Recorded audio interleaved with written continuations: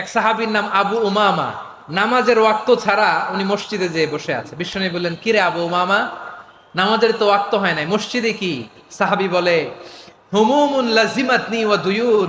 নবী গো, ঋণের বোঝায় এমন টেনশনে আছি, ঘরে থাকতে পারলাম না, মসজিদে চলে আসছে। বিশ্বনবী বলেন, আমি কি তোমার এমন একটা দোয়া শিখাবো যেটা পড়লে আল্লাহ তাআলা তোমার ঋণের বোঝা হালকা করে দিবেন?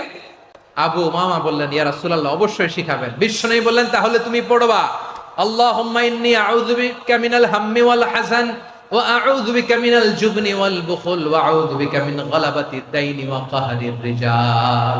ও আল্লাহ, তোমার কাছ থেকে দুশ্চিন্তা থেকে পানাহ চাই, কৃপণতা, ভীরুতা, অলসতা, কার্পণ্যতা, এই সব কিছু থেকে, মানুষের কঠোরতা, আমার উপর মানুষের আধিপত্য এবং ঋণের বোঝা থেকে পানাহ চাই। এই দোয়াটা যখন বিশ্বনবী শিখাই দিলেন, আবু উমামা বারবার এই দোয়া পড়ে, আল্লাহুম্মা ইন্নী আউযু বিকা মিনাল হাম্মি ওয়াল হাযান ওয়া আউযু বিকা মিনাল আজজি ওয়াল কাসাল ওয়া আউযু বিকা মিনাল জুবনি ওয়াল বুখল ওয়া আউযু বিকা মিন গালাবাতিদ দাইনি ওয়া কাহরির রিজাল।